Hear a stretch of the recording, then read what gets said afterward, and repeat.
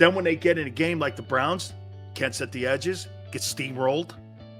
Half the team is well coached, the other half is kind of well coached. You can see the complete difference in the coaching staff and the philosophies. You see the difference between Jeff Stoutland and you see the difference in Jonathan Gannon. It was in that Browns game. We'll see it again.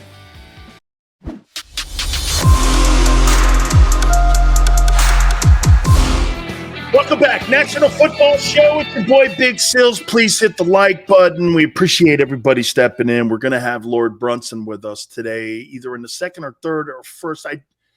He's trying to find some time for us too, so hopefully we're able to get him on today. So we'll be looking forward to that.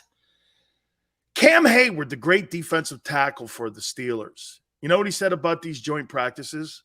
Here, let me get the quote here. Guys do things they would never do in games. Okay? Okay? Let me repeat that. Cam Hayward, who's one of the top defensive linemen in the National Football League, thinks these joint practices are jokes. Guys do things they would never do in games when it comes to technique. It's almost like a fist fight. We barely get anything out of them. And this is what the Eagles are hanging their hopes on when they're talking to the media and you, telling you how great they did in these joint practices. And you got a bunch of players going like this. You don't really do any of that stuff in games. It doesn't go – it's not how it works. That's why every time the Eagles get into a controlled environment, they're crowing about themselves. Then when they get in a game like the Browns, can't set the edges, get steamrolled. Half the team is well coached, the other half is kind of well coached. You can see the complete difference in the coaching staff and the philosophies. You see the difference between Jeff Stoutland and you see the difference in Jonathan Gannon. It was in that Browns game. We'll see it again. We'll see it again. On display this weekend against the Dolphins. It's what it is. Okay? We totally will. There's no doubt the difference in coaching and a coaching experience. It rears its head when you watch certain units of the teams with the Eagles compared to other teams that have seasoned coaching staffs. Like, you don't ever really believe. Like, watch this. You would probably say that you would take the Eagles over the Patriots in a game. Would you? Interesting. I don't know if I would do that. Bill Belichick out-coaching you. By the way, that controlled team environment last year, remember they said that they won it against the Patriots, the controlled environment? They got into the game and they ran them over. Coaching in the NFL matters. Coaching experience in the NFL matters. Okay? In college, you could be a great recruiter. Nick Saban has to get on an airplane and travel to Los Angeles in the middle of the night to talk to a kid and to try to convince him to come to play in the SEC. That's where his long nights and days are. It's not breaking down Tennessee. It's not breaking down Georgia. His nights are flying to Minneapolis and recruiting a kid on Sunday at 1:30 in the afternoon. You know why Nick Saban is still winning games in college? Because Nick gets off his ass and recruits. That's why he still wins that way. And then he recruits the best college coaches or pro coaches that he can bring into his building. Saban's got the magic. Xander knows this as well as anybody. Saban wins with this. He recruits his ass off, and he recruits the best teachers. Jeff Stoutland came from Nick Saban. The Eagle coaching staff is not on the same page with the coaching staff that Nick Saban has. You think you have a better coaching staff? The head coach makes $12 million a year. You think you have a coach on that team that is in the category of any of those guys? So let me ask you this. So you think Shane Steichen's a better coordinator than Bill O'Brien? You may think he is, and you may have a different opinion of Bill O'Brien. Bill O'Brien's got a winning record as a head football coach in the NFL. Okay? He does. You could say he sucks. He did win games with guys like TJ Yates as his quarterback. He can coach.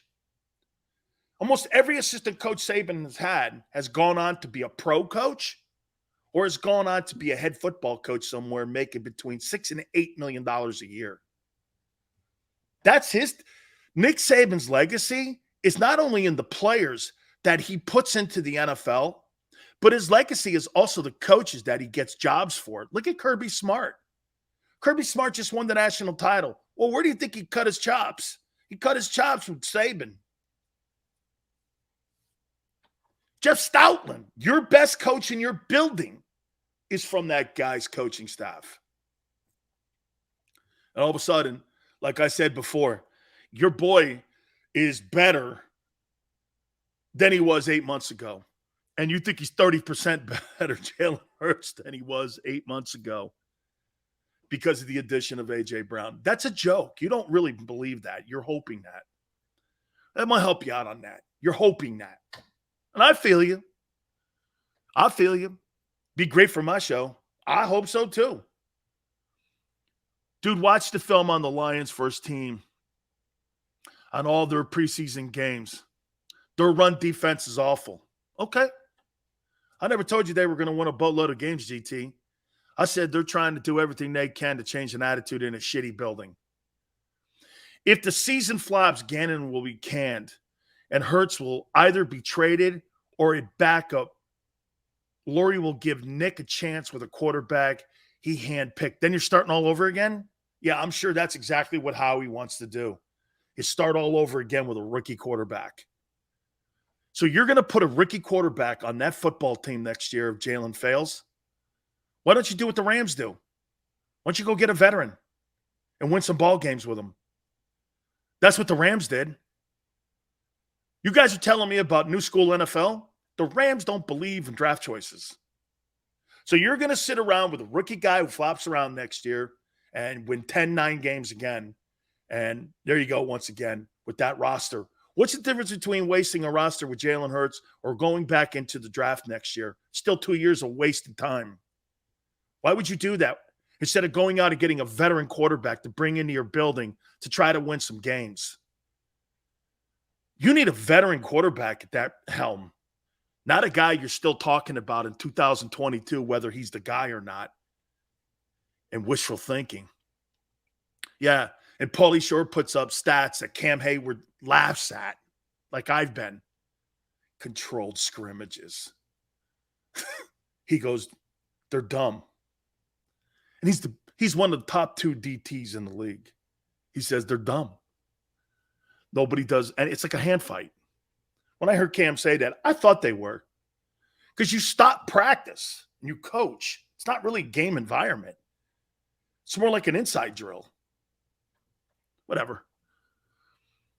People really don't understand percentages. If Jalen is 15% better, correct, chalk it up sports. If Jalen Hurts is 15% better, you win the NFC Championship game. You ain't just in it. You win it. 25, 30%. If he's 25 or 30%, he's Patrick Mahomes. Then you're talking Josh Allen stuff.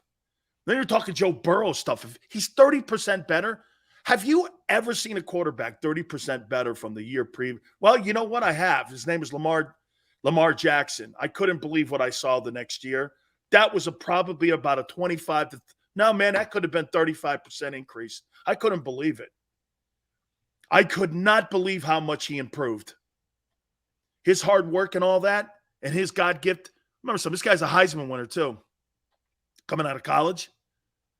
So he kind of plugged all that in. And I'm not suggesting that the Heisman Trophy winners are successful in the NFL. They're not. But at least here's one that is. This guy's a unanimous MVP. Okay? Unanimous MVP and led the NFL in touchdown passes. We're not talking about a stiff here. Gannon will be fired week 5. I don't know if that organization would go down because Howie hired him.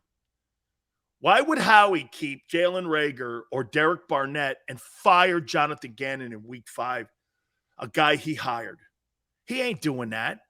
they would wait, or they would give him another responsibility in the building or on the defense, because there's an opportunity for this guy. He interviewed last year for the Texans job to be the head coach.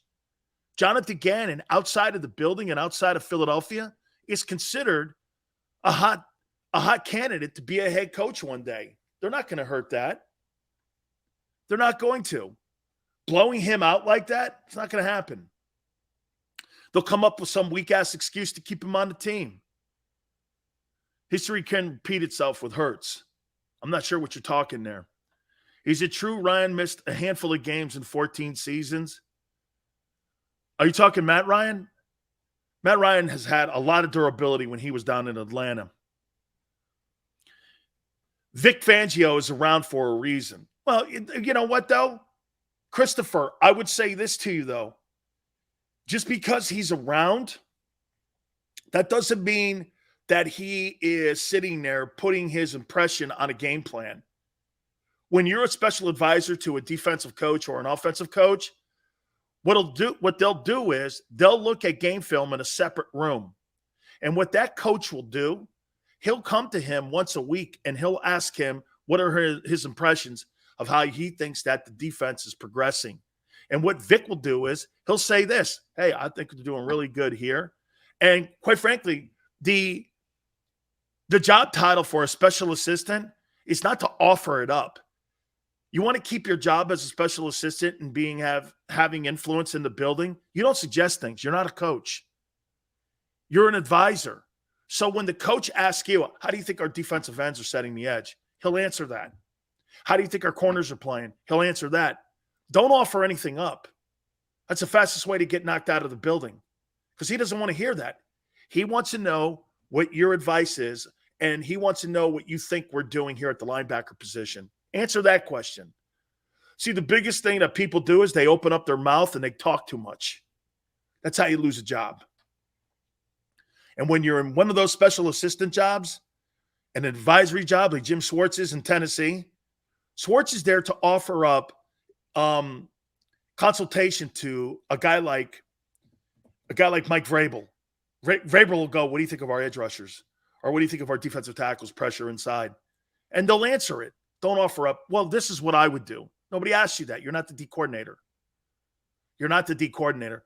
So Vic's got to walk around a little bit on eggshells and on ice, because you got to be cool about it, because it'll be perceived as he's the next guy in line to take his gig. You don't want that, man. Now, look, just like the quarterback, the D coordinator and the head coach, everybody's waiting for your job. There's nothing wrong with that. Competition. Hey, Nick Sirianni's got to win ball games. Nick Sirianni wins 9 ball games this year. I'll be looking at this going, you won 9 ball games with – you want to know where I'll go? You won 9 ball games with that roster? You ain't the guy, dude. You ain't the guy. But they won't blame Sirianni because they like him. That's why they pulled him out of the play calling role, because if Shane Steichen sucks, they'll fire him. See, they like Nick because Nick works with the analytics and with Howie. That's something Doug didn't do. He knows the politics of the building. Frank told him. That's why they moved him out of that coaching position on play calling for a reason, to save his ass. See, you cover your ass when you're not the play caller. Today's NFL, you don't want to be a play calling NFL head coach unless you're Andy Reid or you're Sean McVay, where you have assets and you have built up equity in the room. Andy Reid being a play calling head coach, all numerous championship games he was in with the Philadelphia Eagles, all the championship games he's been in with Kansas City Chiefs. You got autonomy, dude. You got equity on me. You're going to be the play caller unless you don't want to anymore. And by the way, the guy, Eric Bieniemy, is not the play caller. Eric Bieniemy is not the play caller. You know why Eric Bieniemy doesn't have a job? Eric Bieniemy doesn't have a job because of some of the sketchy past behavior that he's had, and he's not a play caller. Someone's going to have to take a leap of faith on him to be a head coach. His character, if you go back and look at all the run-ins that he's had with the police when he was younger, it's one of the reasons. People don't bring that up for some reason. Okay? NFL owners and NFL security know about this. And he's not the play caller in KC. I don't know why more football fans don't know this. Eric Bieniemy doesn't have a job because of past behavior. That's why. Andy Reid speaks for him. That's great. Patrick Mahomes speaks for him. That's fantastic. But you think you're going to convince a white owner to hire something that has sketchy past in today's society? What we just went through with John Gruden's emails? No way, man. They don't want anything popping up on them with their head football coach. They got enough problems right now with impressions and such. Okay? I mean, you can say whatever you want, but Eric Bieniemy doesn't play call in Kansas City. Okay? The 49ers general manager did make the Hall of Fame. John Lynch made it last year. Let's see here. Hey, Chris, I love Ray Horton. Absolutely would be a phenomenal defensive coordinator in Philadelphia. Okay? Lucius says, you've convinced me Gannon is safe for now, but if he doesn't blitz around 24 to 27%, hey, listen, again, with the style of Jonathan Gannon against the Buccaneers, Lucius, what would be the first thing you would do against Tom Brady if you had to play him week one? Say you're the Cowboys in week one. Okay? DeBartolo's out of the game. What would you do? Okay? What would you do to Brady? I'd blitz the shit out of Tom Brady right now. I'd test that O-line out. I would bring as much heat as I possibly can, because what I'm not going to do is let Brady sit back there and pick me apart. I'm not. If I'm the Cowboys, I bring Michael Parsons.